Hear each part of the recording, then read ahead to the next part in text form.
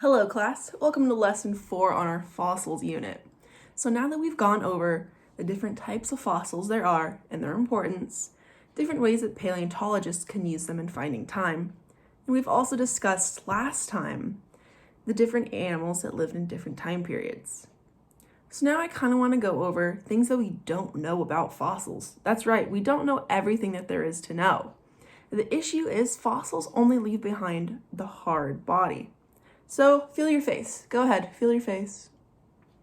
It's soft, right? Most of what you look like is deemed by the soft tissue and not necessarily the hard tissue.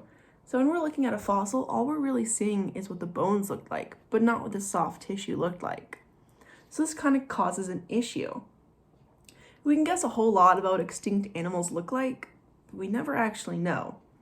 In fact, recently, T-Rexes are just now realized that they might have feathers. So because of this inability to really see what animals looked like, this has caused a lot of stories to go around. You might be familiar with some of these. Some of these stories have actually gone into creating mythological beings that you are very aware of.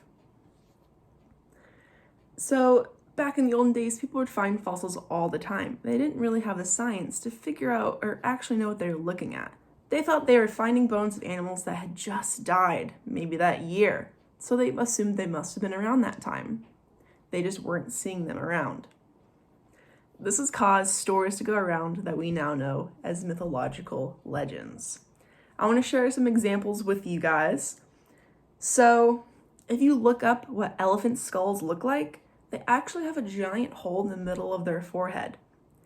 For that giant hole is actually a way for the elephant to stay cool in the really hot summer months.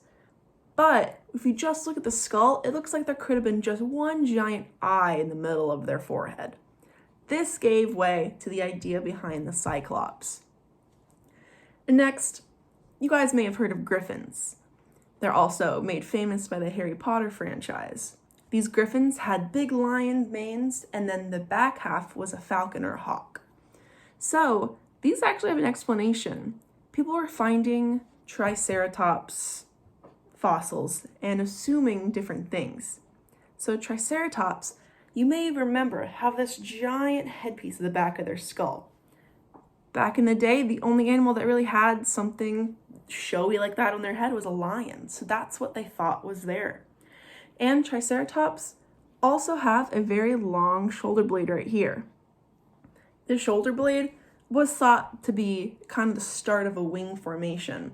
And many dinosaurs have claws on the back of their feet, just like this.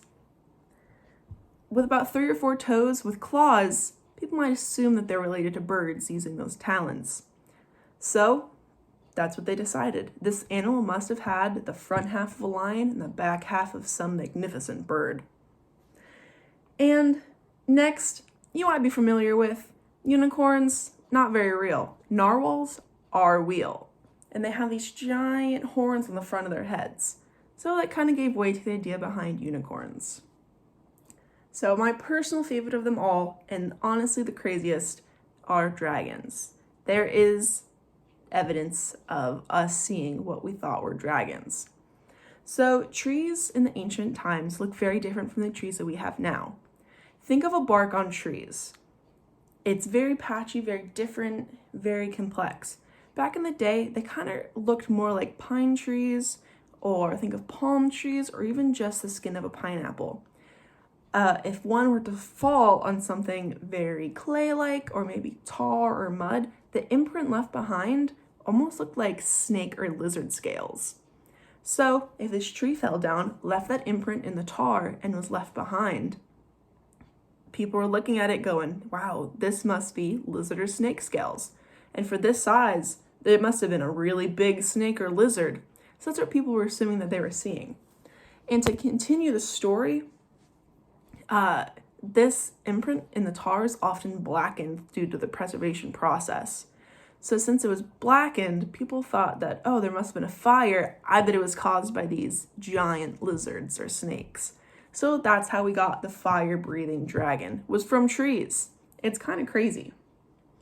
So now I want you to be one of those ancient people finding an animal. I want you to go and research different animal skeletons from today. It can be anything. Think outside the box, not just your normal dog, cat, cow, pig. And I want you to think about different ways this animal could be interpreted wrong. So write down some ideas, maybe sketch it out if that feels right to you. But I want you to really think about what different formations in soft and hard tissues can really mean. Really think about it, and I want you guys to be super creative in this and be ready to share your creations at the end of it. So, can't wait for next lesson. Bye, guys.